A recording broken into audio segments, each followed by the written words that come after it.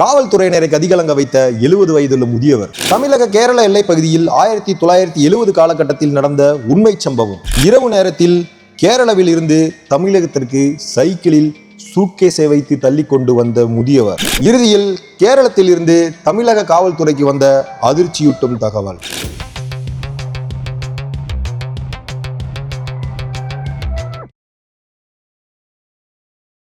என்னோட பேர் ராகேஷ். 1970 காலகட்டத்தில் என்னோட தாத்தா தமிழக கேரள எல்லை பகுதியில் செக் போஸ்ட்ல வேலை செஞ்சுட்டு இருந்தாரு.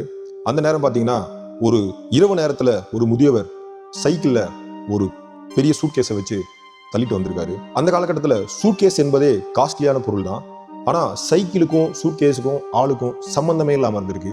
இதை பார்த்து சந்தேகத்துக்குள்ளான எங்கள் தாத்தா மற்ற கூட இருந்த காவல் அதிகாரிகளையும் கூப்பிட்டு அந்த சைக்கிளில் போகிற முதியவரை பார்த்தா எனக்கு சந்தேகமாக இருக்கு, அவரை தடுத்து நிறுத்தி அதுக்குள்ள என்ன இருக்குன்னு செக் பண்ண சொல்லியிருக்காரு. அந்த முதியவரை கூட இருந்த காவல்துறையினர் சைக்கிள் இருந்த சூட்கேஸ் இறக்கி வச்சு ஓப்பன் பண்ணணும்னு சொல்லியிருக்காங்க. அதுக்கு முதியவர் சொல்லியிருக்காரு, சார் ஐயா இதுல ஒன்றும் இல்லைங்கய்யா, எங்க தோட்டத்துல பூச்செடி வைக்கிறதுக்கு மணல் கொண்டு போறேன், கேரள மண்ணுல செடி வச்சா நல்லா வளரும், அதனால சூட்கேஸ்ல வச்சு மண்ணு கொண்டு போறேன் அப்படின்னு சொல்லியிருக்காரு. இதை கேட்ட காவல்துறையினருக்கு இன்னும் அதிர்ச்சி.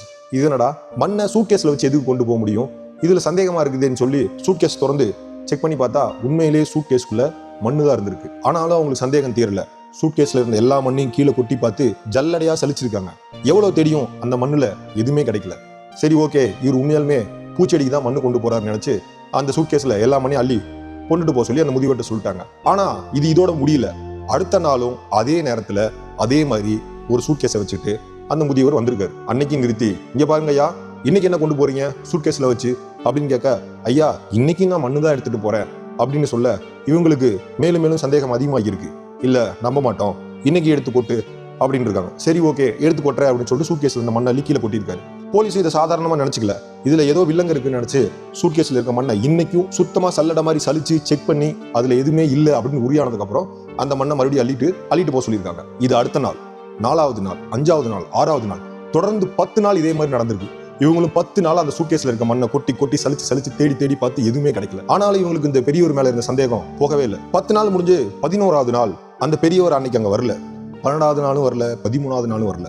10 நாள் தொடர்ந்து ஒரு சூட்கேஸ்ல மண்ணள்ளி கொண்டுட்டு போன முதியவர் 12, 14, 15 ஒரு 5 நாளா வரல. ஆனால் 5 நாளைக்கு அப்புறம் கேரளாவில இருந்து ஒரு அதிர்ச்சி தரமான ஒரு நியூஸ் வந்திருக்கு. என்னன்னு கேட்ட இங்க இருக்கிற காவல்துறையினரே ஆடி போயிட்டாங்க. 70s காலகட்டத்துல பஸ்ஸோ காரோ பைக்கோ அதிகமா பயன்படுத்தாத காலகட்டம். அந்த டைம்ல பாத்தீங்கன்னா எல்லாரும் சைக்கிள் தான் அதிகமா யூஸ் பண்ணிட்டு இருந்தோம். அந்த காலகட்டத்தில் சைக்கிள் வாங்குறதே ரொம்ப கஷ்டமான விஷயம் தான். அதனால ஐயா என்ன பண்ணியிருக்காருன்னா, காவல்துறையினருடைய கவனத்தை திசை திரும்புறதுக்கு டெய்லியும் சூட்கேஸ்ல மண்ணள்ளி வச்சு கொண்டு போய் இவங்க டெய்லியும் சூட்கேஸ் செக் பண்ணிட்டே இருந்திருக்காங்க. ஆனா ஐயா என்ன பண்ணியிருக்காரு, விவரமா டெய்லியும் கேரளாவில இருந்து ஒரு சைக்கிளை திருடிட்டு அதுல சூட்கேஸ் தூக்கி வச்சுக்கிட்டு மண்ணள்ளி உள்ள நப்பிட்டு வந்திருக்காங்க. இவங்களும் கவனம் ஃபுல்லா டெய்லி சூட்கேஸ்ல இருக்க மண்ணை செக் பண்றதுலே இருந்ததே தவிர டெய்லி வந்த சைக்கிள் என்னன்னு அவங்க கவனிக்கல. இந்த விஷயம் கேரளாவுடைய நியூஸ் பேப்பர்ல 10 சைக்கிள்கள் வந்து திருட்டு போயிருக்கு அப்படின்னு வந்ததுக்கு அப்புறம் தான் நம்ம தமிழக காவல்துறையினருக்கு அதிர்ச்சியா இருந்திருக்கு. அடடா, டெய்லி நம்ம சூட்கேஸ்ல இருந்த மண்ணவே பார்த்துட்டு சைக்கிளை பார்க்காம விட்டுட்டோமே அப்படின்னு சொல்லி ரொம்ப வருத்தப்பட்டிருக்காங்க. அதுக்கப்புறமும் எல்லா பகுதியிலும் தமிழகத்துல தேடுறதுக்கு உண்டான வேலையை பார்த்துருக்காங்க. சைக்கிள் திருட்டு குற்றம் தான், ஆனா அவ்வளவு பெரிய குற்றமாவும் அப்ப இல்ல. ஆனாலும் சைக்கிள் திருட்டு ஒரு குற்றமா தான் இருந்துச்சு. இப்ப மோட்டர் பைக்கு என்ன மதிப்புல இருந்ததோ அதே மதிப்புல தான் அன்னைக்கு சைக்கிள்கள் இருந்திருக்கு. ஆனாலும் அவரை தேடி கடைசி வரைக்கும் அவங்களை கண்டே பிடிக்க முடியல அப்படின்னு எங்க தாத்தா என்கிட்ட சொல்லி வருத்தப்பட்டாரு.